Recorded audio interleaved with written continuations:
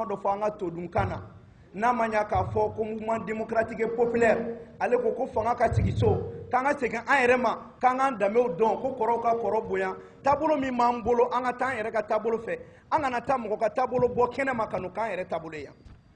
o hukumu kɔnɔna na mouvement démocratique populaire an y'an danna tigɛ an ko an ye jɔn ye an ye maa ye maa minnu y'u faso kanu maa minnu ko faso in tɛ tunɔmada maa minnu ko Modibo Keyita y'a bila yɔrɔ min na k'olu bɛ tɛmɛ o kan maa minnu ko kalan man ka don galama la maa minnu ko bɛɛ de ka kan sariya la maa minnu ko ka dun ka fa k'o sabati Mali la maa minnu ko Mali dan kana kɛ Bamakɔ ye ten sa ko dɔ kɛra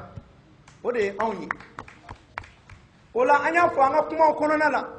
anw ka laɲini ye mun ye Mali bɛ troisième république min kɔnɔ ni troisième république a tɛ se ka yuruguyurugu kɛlɛ parce que a taalan ye yuruguyurugu ye n'an b'a kɔnɔ an tɛ se ka foyi kɛ ni troisième république ye kalan tiɲɛ a ye fɛn bɛɛ tiɲɛ o la an bɛ taa république kura la n'a bɛ f'o ma ko quatrième république n'o bɛ na an ka kalan k'a don ba la mais an y'a fɔ an ka kuma na depuis an k'a daminɛ n ko yanni an ka don ko o ko la bi Mali ko la mɛtiriw an ka lakɔli mɛtiriw ka hakɛ ye min ye o ka d'u ma article 39 o de bɛ kɛ fɔlɔ yanni an ka kuma o kuma daminɛ lakɔli ko bunakun kan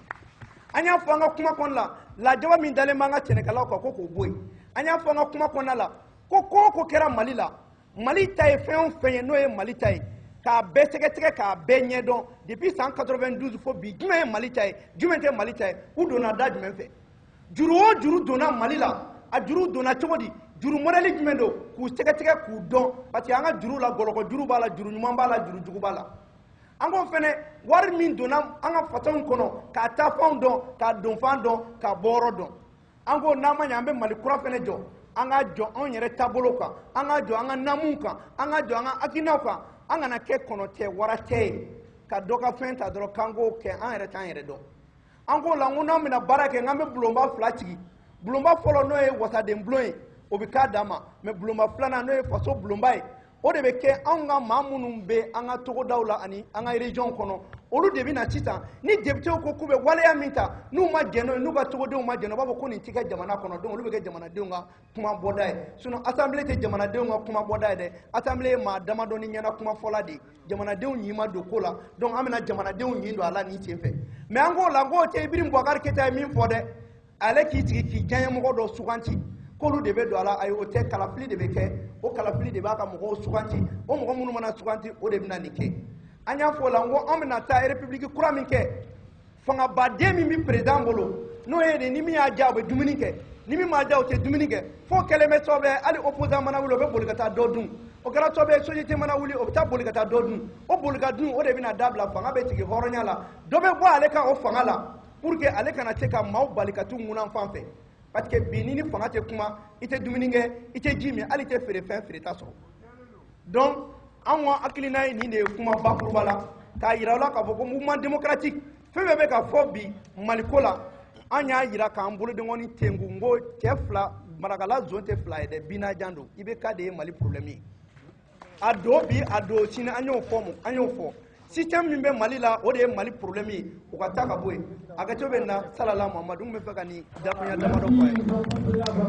ni Mali jɔli ka di maa o maa ye bi ni bɛ fɛ Mali ka taa ɲɛ a kɔrɔ tɛ i k'a fɔ ko Musa man ɲi a kɔrɔ tɛ i k'a fɔ ko Burama ka ɲi a kɔrɔ tɛ i k'a fɔ k'a ye cɛkɔrɔbaw gɛn a kɔrɔ tɛ k'a fɔ k'a ye na ni denmisɛnninw ye a kɔrɔ ye de an k'an sigi ka Maliko lajɛ tiɲɛni minnu kɛra a kɛra ka se niveau jumɛn ma an b'a kɛ cogo jumɛn o tiɲɛni ɲɔgɔn wɛrɛ kana kɛ n'i y'a mɛn baara kura daminɛ n ko so kura jɔ kun ye waabɔ ye donc n'an bɛna quatrième république sigi baara o baara kɛra troisième république kɔnɔ an b'o lajɛ ɲɛɲɛma jɔlen na dɛ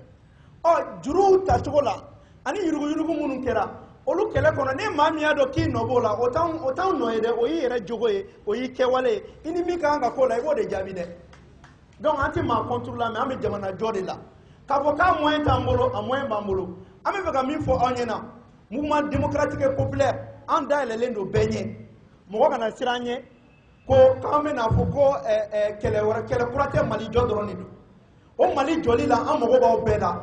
fɛn fɛn dalen b'a la k'a fɔ ko Mali in bɛ jɔ de bolo di ɲɔgɔn ma na ko Mali bɛ jɔ de ko cɛkɔrɔba ko t'a la denmisɛnnin ko t'a la ko Mali bɛ jɔ de ko parce que kalan kan ka kɛ ko Mali bi jɔ ko Sénégalaw ɲiyɔrɔ kan ka d'u ma Mali bi jɔ kan k'an yɛrɛ ta Mali bi jɔ ko tiɲɛ de kan Mali bi jɔ an ka namu kan a ye na a ka fara mouvement démocratique populaire kan dayɛlɛlen don a datugulen tɛ maa si ye dɔ ko a ka kuma na k'an ni Umaru Mariko bɛ ɲɔgɔn fɛ ko yala k'an bɛna bɛn hakilina la ne hakili an bɛnna hakilina min na o de filɛ nin ye an ko k'an bɛna faso jɔ est ce que Mariko delila k'a fɔ k'a bɛ faso ci de wa Sadi ko k'a bɛ faso ci wa ni Sadi ko k'a bɛ faso jɔ n'u ni fasojɔla ye ɲɔgɔn sɔrɔ n'i ye dɔ bɔlen o la ou bien i tɛ fasojɔla ye ou bien ko wɛrɛ b'e kɔnɔ anw fɛn fɛn filɛ an ka mouvement kun tɛ ministre poste ɲini i bɛ k'a ka taa kun tɛ k'u k'an wele k'an ka poste tila ni ɲɔgɔn cɛ o t'anw ŋaniya ye dɛ o de kama anw si ma taa accord politique de gouvernance la o de kama an si ma taa dialogue la donc an k'a faamuya k'a fɔ k'an ta ye Mali ko de ye Mali jɔli ko de don wa mɔgɔw kana an ka Mali jɔ siranɲɛ ko tɛ cɛ o cɛ dalen b'i yɛrɛ la muso o muso dalen b'i yɛrɛ la k'i bɛ tiɲɛ de kɔ a ye na anw bɛnn'o de kan o de y'an ka hakilina ye hakɛto bɛ nin na salala Mamadu. taara négociation na n'i y'o bɛɛ jateminɛ i bɛ taa ye k'a fɔ janfa kɛra accord d'Alger yɛrɛ baara bɛɛ la o janfa n'o sirili la i tɛ se ka wuli k'a fɔ k'i bɛ t'i da don o waleyali la ni k'i b'o kɛ i bɛ fara janfantiw kan Ibrahim Boubacar Keïta min n'an ko k'a ka fanga bila ale yɛrɛ y'a da sonya a ko ka a négocier anw t'a négociation na dɛ an bɛ na conférence nationale min bi kɛ o bɛ accord d'Alger problème bɛɛ régler parce que Mali jɔli de don jamana in baarakɛla de man ɲi o de ye bɛɛ dimi Touaregiw kelen tɛ o Nord mɔgɔw kelen tɛ o Touaregiw man ca ka tɛmɛ kɔrɔbɔrɔ ni fila ni bamanan kan ye o i y'a faamu wa mais dimi min bi mɔgɔw la o ye jamana yɛrɛ baara kɛcogo de man ɲi ni baara kɛcogo dilanna hali ni accord d'Alger tɔgɔ wɛrɛ bi fɔ o ti kɛ nin accord d'Alger in kɔni ye min b'an ka jamana minɛ k'a ti et puis n'i k'i b'o accord d'Alger fɛnɛ kuma yɛrɛ fɔ i bɛ taa don fɛn wɛrɛ kɔnɔ min ka jugu a tɔ bɛɛ ye parce que accord d'Alger signena k'a fɔ ko k'a di minnu ma olu yɛrɛ tɛ yen bi MNLA tɛ yen o État islamique de bɛ yen dunanw de bi mɔgɔw kɔkɔrɔ ka kɛlɛ kɛ Mali kɔnɔ donc o accord bɛɛ b'i bilen e k'o signé k'o jamana di jɔnni ma donc anw ko Mali kura o Mali kura o bɛ problème ninnu bɛɛ ta accord d'Alger dɛsɛra ka minnu régler o b'o régler n bɛ bɔ yan nɔ. Lutte contre la corruption ko kuma bɛ fɔ jamana kɔnɔ bi dɔwɛrɛ tɛ o président ka sago kɛ mɔgɔw la ka bɛɛ minɛ ka bɛɛ kɛ mɔgɔ jatigɛlen ye o tuma n'i kɛra mɔgɔ jatigɛlen ye o tuma i bɛ sɔn fɛn bɛɛ ma an ta t'o ye quoi a bɛ vérificateur ka sɛbɛnw ta nin wari in dunna nin wari in dunna après aw b'a ye procès mana na kɛ a bɛ fɔ ko wari in tun ma dun ni tiɲɛ don ko wari tun ma dun i ye mɔgɔw kɔni i ye mɔgɔ tɔɲɔ parce que i bɔra ni mɔgɔ tɔgɔ ye k'a lajaba k'a denbaya lajaba ka fɛn bɛɛ lajaba mais ni tiɲɛ don k'o don wari joli donna jamana kɔnɔ kabiri u y'a baara daminɛ lutte contre corruption daminɛ hakili n'i ye wari kɔni ta jamana kɔnɔ n'a fɔra k'i ye wari ta kaso in dɔrɔn tɛ o i ye min ta i y'a bila wa problème y'o de ye mais o de kama vérificateur ka rapport ni an yɛrɛ tantôt ma k'an b'an sinsin o kan yɛrɛ o ye wari ye wari mugu nana a taara ta mais an ka kuma jamana n'i ma yɔrɔ kan n'i ma yɔrɔ min bɛ kɛ sababu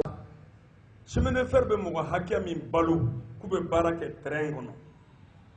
chemin de fer bɛ dugu hakɛ min balo n'o garu bɛɛ datugura chemin de fer ni a dira mɔgɔ minnu ma don min na a sɛbɛnna de k'a fɔ u ko k'u bɛ na ni wagon kuraw ye u ko k'u bɛ na ni locomotive kuraw ye k'u bɛ araye kuraw da ko n'o ma se k'a kɛ ko k'a minɛ u la o de sɛbɛnnen bɛ accord kɔnɔ a ka nɔgɔn MDP mana fanga sɔrɔ o tigiw bɛ min o tuma an bɛ arayi minɛ la ka chemin de fer kɛ jamana ta ye ka chemin de fer fara bolo wɛrɛ kan i ko k'i bɛ contrat min k'a la n'i ma se k'o kɛ i nɔ bɛ minɛ o nɔfɛ est ce que aw b'a kalama ko chemin de fer a dira kanajɛnw ma kanajɛ minnu kun nana k'u b'a redresser n'u nana ni miliyari 20 ye jamana in kɔnɔ miliyari 20 ko ka chemin de fer dilan olu de laban y'a san warila min tɛ hali miliyari 20 in bɔ ka tila k'u ka miliyari 20 na bɔ hali u ma san 3 k'a la o feerela o cogo la ka tila ka bɔ olu bolo k'a di mɔgɔ wɛrɛw ma tugun Karim Wade a b'olu bolo a bɛ mɔgɔ min yɛrɛ bolo tiɲɛ yɛrɛ la ne t'a dɔn tugun a tununna mais n kɔni ɲɛ bɛ min na sow garew bɛɛ datugura baaraw tiɲɛna alors que chemin de fer nafaba de b'a la halisa a waati la Alpha ko ni goudron dilanna ka ban k'an mago tɛ chemin de fer la mais o tɛ tiɲɛ o a ye taa Badikokaw ɲininka a ye taa Mayinakaw ɲininka a ye Kayikaw ɲininka a ye Bamakɔ gare mɔgɔw ɲininka chemin de fer ni a bɛ baara di mɔgɔw ma a bɛ nafolo ladon jamana kɔnɔ o ye exemple dɔ ye